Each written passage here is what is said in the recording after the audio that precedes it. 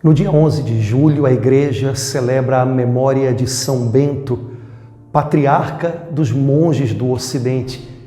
E é uma excelente oportunidade para nós aprendermos um pouco mais com esse homem de Deus.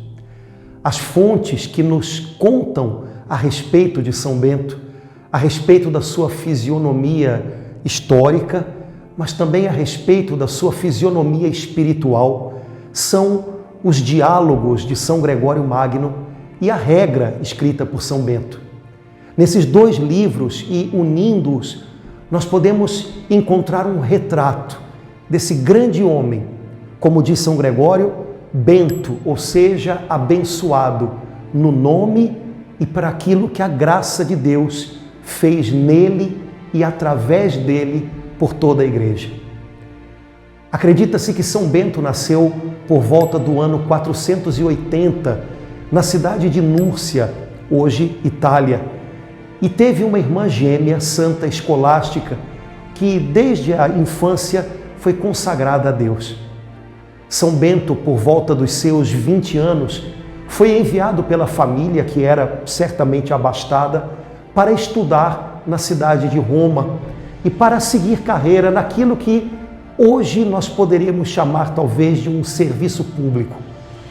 Era a maneira como os jovens das famílias ricas eram educados e posteriormente trabalhavam naquele tempo.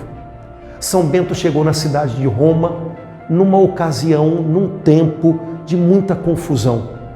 O século V foi especialmente confuso para a Península Itálica, com a movimentação de muitos grupos de bárbaros. As cidades foram saqueadas, invadidas, o paganismo ainda não tinha sido deixado para trás da maneira adequada e muitos cristãos causavam escândalo com o seu comportamento. Os jovens de Roma viviam tendo diante dos olhos esse tipo de exemplos e, portanto, o seu comportamento não era digno. São Bento foi enviado para Roma por sua família, juntamente com uma governanta que deveria cuidar dele e do seu lugar de habitação. Mas São Gregório diz que, vendo a situação da cidade, a tamanha confusão, São Bento deu as costas para Roma e afastou-se dela, e afastou-se daquele ambiente em busca da vontade de Deus, do chamado de Deus para a sua vida. A partir desse momento, contando um pouco da vida de São Bento, São Gregório apresenta o caminho que o patriarca dos monges fez como um caminho de afastamento de Roma do ponto de vista geográfico, em direção a um lugar de solidão.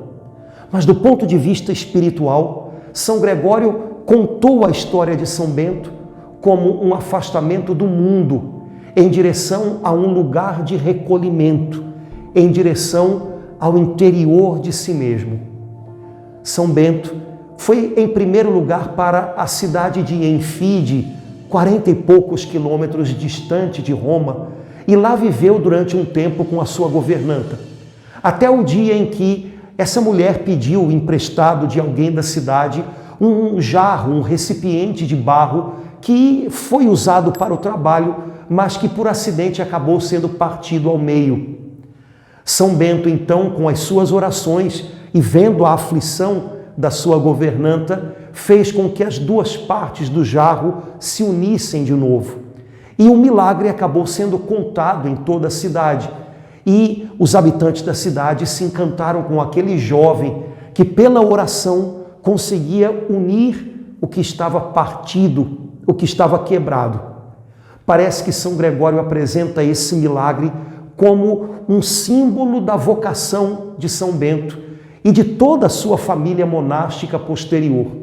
Criar unidade, unir pessoas cindidas, partidas por dentro, e povos e multidões em torno de Cristo. Quando São Bento percebeu que a sua fama estava se espalhando e que as pessoas iriam buscá-lo, talvez idealizando a sua figura, ele dessa vez deixa a governanta e vai em direção a uma região mais erma, escondida, chamada hoje de Subiaco. Nessa região, Bento encontra um monge chamado Romano. São Romano leva-o a uma caverna aonde Bento encontra silêncio, paz, solidão, para, segundo São Gregório, viver consigo mesmo. São Romano eventualmente leva pão para que São Bento se alimente. E durante 3 anos, o jovem Bento permanece naquela caverna em oração, em silêncio, vivendo consigo. Tudo isso fazia parte de um projeto maior de Deus. Deus sabia que um dia aquele jovem se tornaria fecundo espiritualmente e pai de uma multidão de homens e mulheres que seguiriam os seus ensinamentos. Mas para ser capaz de cuidar, para ser capaz de gerar outros, Bento precisava, em primeiro lugar, aprender a viver consigo, aprender a lidar com as coisas que carregava dentro do seu próprio coração. Ele deveria, como nos ensina São Tiago na sua carta, pacificar as paixões que dentro de nós estão em conflito e que nos fazem guerrear com os outros ao nosso redor. Para ser fecundo, para viver a graça da paternidade espiritual, Bento precisava acalmar as tempestades interiores e não haveria outro modo senão conhecer-se e mergulhar na comunhão com Deus. Em Subiaco, São Bento teve que enfrentar as tentações que eram fruto das lembranças do que ele havia visto no passado. Num momento particularmente difícil, quando Bento foi tentado contra a pureza por lembrar-se de uma mulher que ele já havia visto, ele chegou a pensar em abandonar a solidão, talvez acreditando que aquele estilo de vida não era para ele. Mas de repente, movido pelo Espírito Santo, se despindo, ele se lançou numa moita cheia de espinhos, até o seu corpo ficar dilacerado, mas a sua alma reencontrar o seu propósito, o seu alvo. São Gregório diz que as feridas do corpo ajudaram-no a curar a ferida da alma.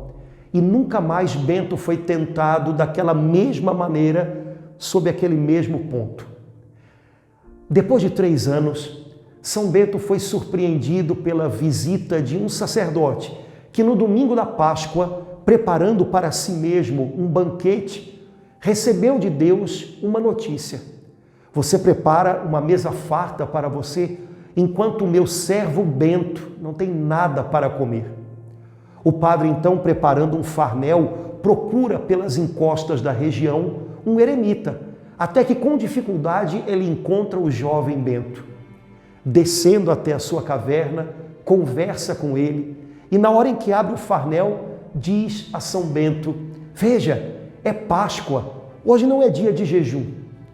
São Bento, que já tinha perdido a noção dos dias e das estações, diz então àquele padre: verdadeiramente é Páscoa porque você está aqui.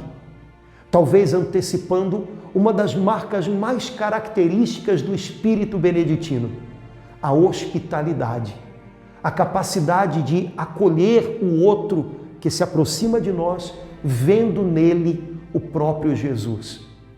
São Bento, então, começa a ser conhecido pelas pessoas que habitavam naquela região.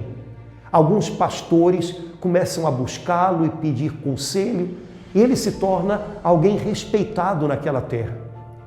Um grupo de monges, então, que vivia próximo, em algumas cavernas, mas que tinha uma certa vida relaxada, percebendo que São Bento tinha se tornado alguém conhecido e respeitado em todo aquele lugar, vão até ele e pedem que ele se torne o abade deles, o superior deles.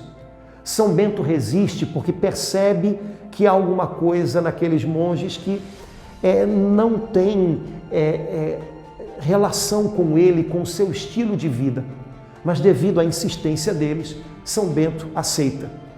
E logo, logo fica evidente que as coisas não iam bem, ao ponto de os monges tentarem envenenar São Bento, colocando veneno num copo com vinho que se partiu como se uma pedra tivesse caído nele no momento em que São Bento traça o sinal da cruz sobre aquele copo.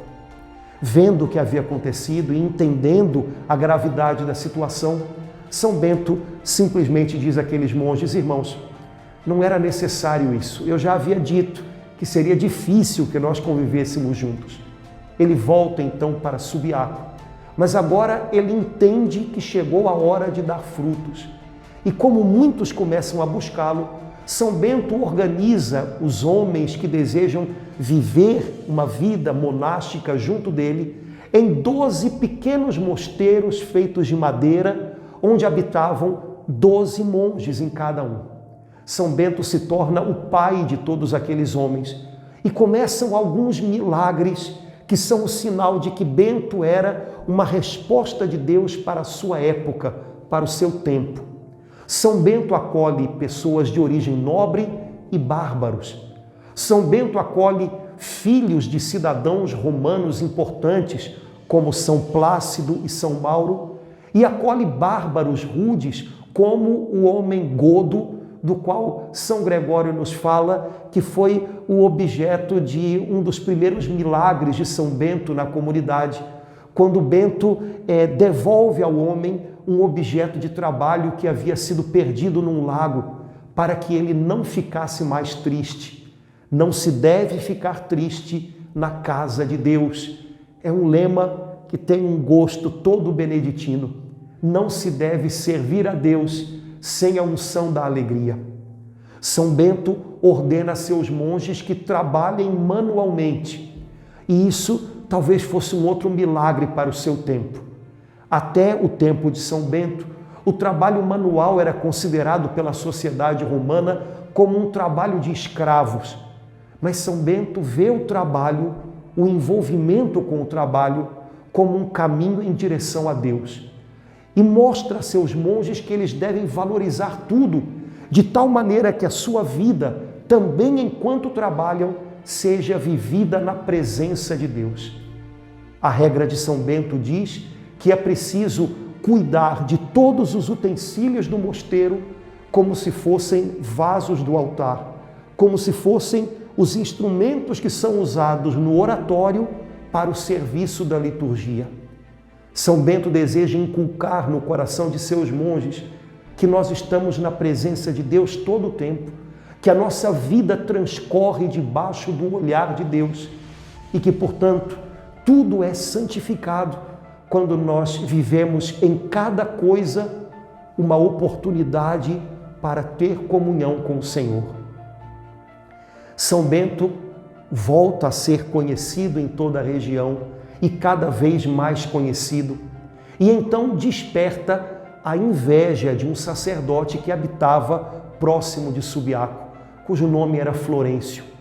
Ele chega novamente a tentar envenenar São Bento com um pedaço de pão que é enviado ao santo, mas que um corvo pega e leva para longe. Novamente, Florêncio, queimando de inveja, tenta destruir a reputação de São Bento e de seus monges e então envia para os mosteiros algumas mulheres de má fama, de má vida, para que elas tentem os monges.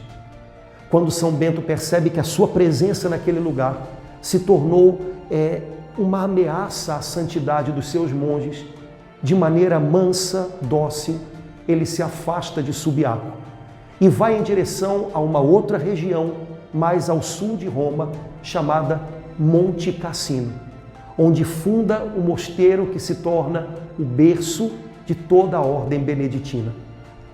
Segundo a tradição, São Bento se posiciona em Monte Cassino no ano 529, que foi o ano em que foi fechada a Escola de Filosofia de Atenas.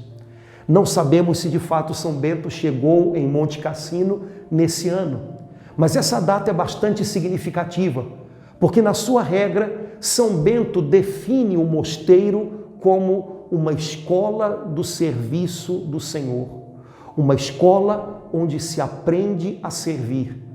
E nada mais significativo que a escola do serviço do Senhor na qual se formaram gerações e gerações de santos e doutores da igreja, tenha sido fundada justamente no ano em que se encerraram as atividades da Escola Filosófica de Atenas.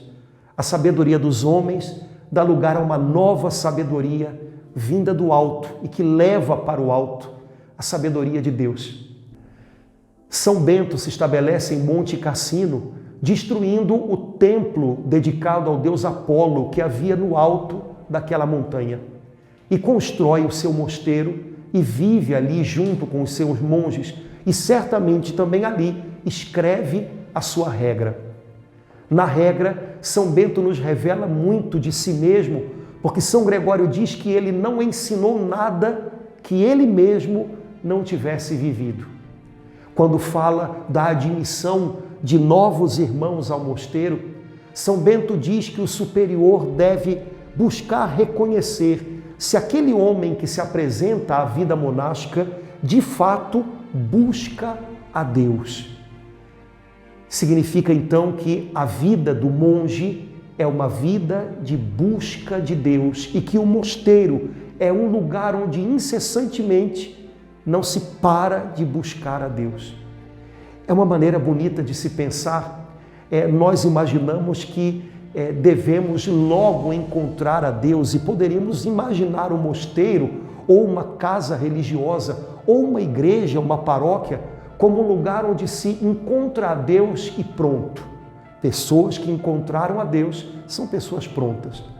São Bento, ao contrário, nos ensina que o mosteiro, a casa religiosa, a comunidade paroquial é um lugar onde não se cessa de buscar a Deus. Ninguém está pronto, ninguém chegou ao final da sua jornada, portanto é preciso que tenhamos paciência uns com os outros, enquanto fazemos o mesmo caminho em direção ao mesmo alvo. São Bento, se fosse perguntado sobre o que um monge vai fazer quando vai ao mosteiro, certamente ele responderia que o monge abraça a vida monástica para aprender a obedecer. São Bento diz que no mosteiro nós voltamos a Cristo pelo caminho da obediência e nos unimos à obediência de Cristo ao Pai para viver a vida nova que Ele conquistou para nós. Nós nos afastamos de Deus pelo caminho da desobediência. A obediência começa no ouvir, escutar a voz de alguém, escutar o que outro pede de nós, espera de nós. É no ouvir que a obediência começa. E é na recusa em ouvir que começa a desobediência. Nós nos afastamos de Deus quando nosso coração se torna surdo, incapaz de escutar os apelos de Deus para nós. E começamos a buscar um rumo para a nossa vida que seja conforme as nossas expectativas, a nossa vontade, aos nossos desejos e caprichos. São Bento nos ensina que nós voltamos para Deus, aprendendo a ouvi-lo de novo, ouvir a sua palavra, aprendendo a crer que a vontade de Deus para nós é mais perfeita que os nossos desejos e os nossos caprichos. São Bento nos ensina que viver uma vida de obediência é uma maneira de viver de fé, como deve ser com todo cristão.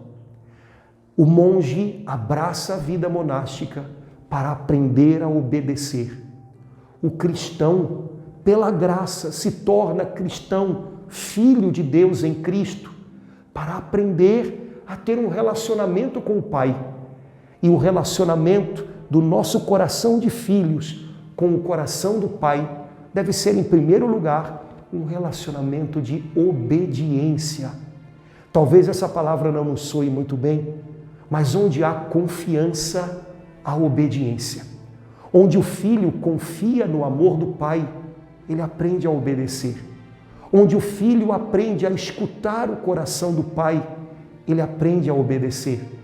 Onde o filho acredita que é preciso, às vezes, ouvir não e abrir mão de sua vontade própria por algo melhor, por um chamado mais alto.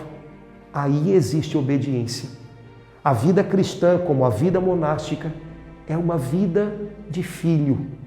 E obedecer é um chamado, é uma necessidade, não só para os monges, mas para todo cristão. São Bento, na sua regra, nos ensina a colocar em primeiro lugar diante dos olhos o nosso relacionamento com Cristo.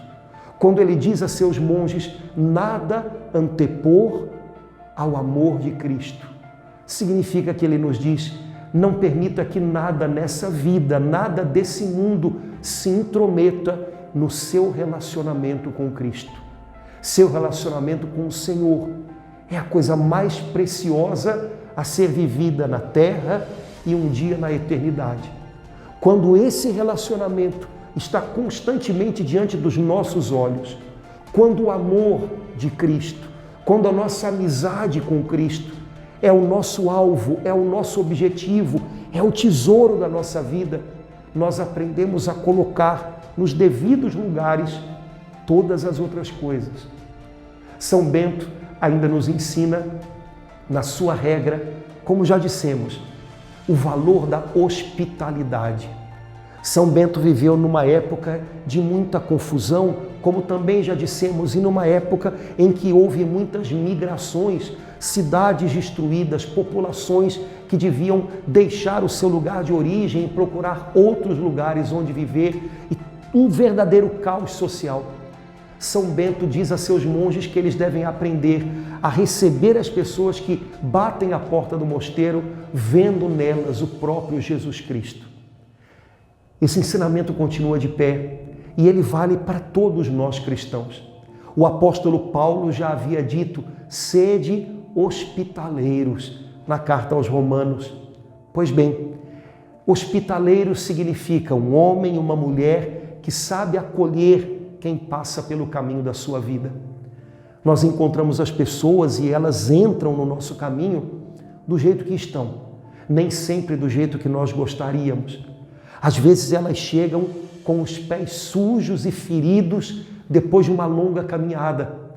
E nós precisamos aprender com o nosso divino mestre a lavar os seus pés e aceitá-las, acreditando que o caminho que elas fizeram até chegar a nós é também fruto da providência de Deus. Saber acolher as pessoas, ouvi-las, perceber suas necessidades, fazer com que o tempo que elas estão ao nosso lado seja um tempo de descanso e um tempo para refazer as forças. É outro desejo de São Bento para seus monges. Mas nós acreditamos que também é uma excelente palavra para todo cristão. Enfim, a regra de São Bento é um manancial de sabedoria, não só para aqueles que abraçam a vida monástica, mas para todo cristão, para todo batizado que deseja viver uma vida segundo o Espírito. A regra de São Bento é relativamente curta e muito simples, toda centrada em Jesus Cristo, o Filho bendito de Deus.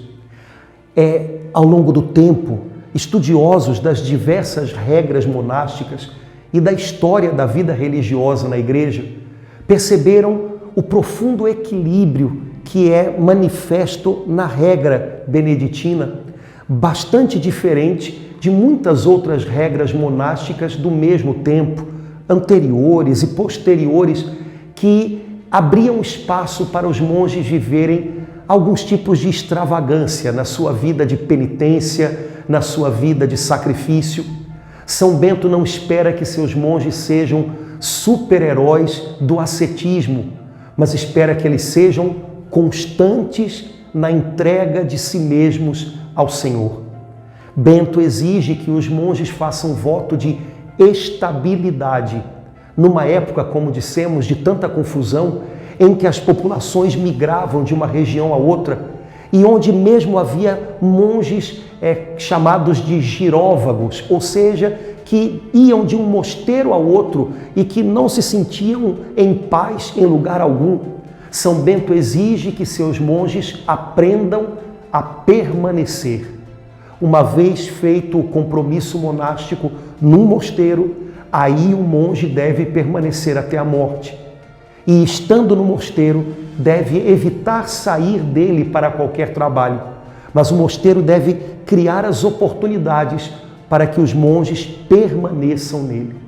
Saber permanecer, saber ter um compromisso com um lugar, com uma família que se abraça, é um grande desafio. Foi um grande desafio no tempo de São Bento, é um grande desafio ainda hoje, em que por mil motivos nós somos tentados também a desistir logo de projetos, de vocações, de compromissos.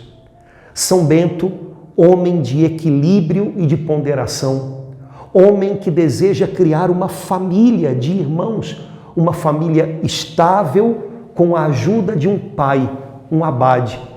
São Bento propõe a seus monges que eles também sejam capazes de ouvir a voz de Deus pela leitura da Escritura e pela participação na liturgia, que nada mais é do que a própria Escritura transformada em oração, ou seja, transformada em diálogo de Deus com os homens.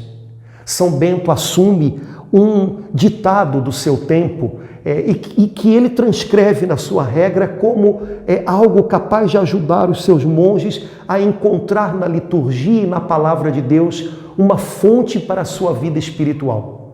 São Bento lhes ensina que enquanto nós oramos com a boca a liturgia, os salmos, a nossa mente e o nosso coração devem ir sendo moldados e devem ir sendo transformados até concordarem com as palavras que nós dizemos.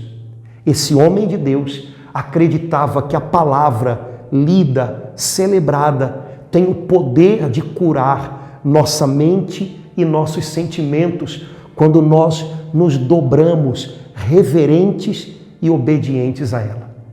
São Bento permanece com os seus monges em Monte Cassino até que o Senhor lhe diz que chegou a hora da sua partida.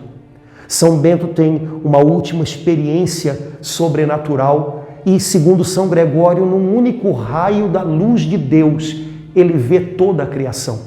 É como se no coração São Bento tivesse se tornado um homem inteiro, íntegro, que consegue ver todas as coisas e cada coisa debaixo da luz da fé, debaixo da presença de Deus. 6 dias antes da sua morte, tendo sido anunciado a ele pelo Espírito que deveria comparecer diante do Senhor, São Bento ordena que seus monges abram a sua sepultura. E no dia da sua morte, no oratório do mosteiro, ajudado pela sua comunidade, pela sua família de irmãos monges, São Bento, de pé e de braços erguidos para o céu, entrega o seu espírito ao Senhor. Esse homem que viveu toda a sua vida buscando a Deus, morre de pé, como quem está pronto a dar o último passo. Esse homem que viveu para a glória de Deus todo o tempo, termina a sua vida e faz da sua morte um sacrifício de louvor, uma liturgia, um ato de oração, porque morre de mãos erguidas, como nós aprendemos a orar. São Bento tem muito a ensinar para nós nesse nosso tempo, que também é um tempo de confusão e de desafios novos, inesperados. Nosso tempo talvez seja mais parecido com o dele do que aparece. Precisamos aprender com ele a nos tornar homens e mulheres equilibrados, sem altos e baixos, sem a necessidade de grandes sinais externos, talvez para nos sentirmos seguros, mas buscando a nossa segurança no amor de Cristo. Precisamos aprender com São Bento a ser homens e mulheres de compromisso, homens e mulheres estáveis, que dia a dia, no trabalho de cada dia, permeado de oração, um trabalho santificado porque vivido na presença de Deus, descobrem que tudo é oportunidade para se encontrar com o Senhor e tudo deve ser transformado aos nossos olhos num objeto do altar. Tudo se torna santo quando um cristão toca as realidades desse mundo com a sua consagração a Deus, com a sua fé. Podemos e devemos aprender com São Bento esse caminho que leva da confusão para dentro, para um encontro consigo mesmo. Vivemos um mundo que o tempo inteiro nos puxa para fora e quase nos obriga a sermos pessoas superficiais. São Bento nos ensina que é impossível ser cristão sem uma atitude de recolhimento, sem conhecer-se, sem conviver consigo mesmo e encontrar nas suas impossibilidades, nas suas fragilidades, a suave presença de Deus que nos acompanha e que nos amadurece, para que nós também possamos dar fruto e ser fecundos. Que São Bento, pai dos monges, São Bento, inspiração para milhares e milhares de homens e mulheres que buscaram a Deus, nos ajude também a sermos buscadores de Deus, buscadores do céu, que transformam as realidades dessa terra.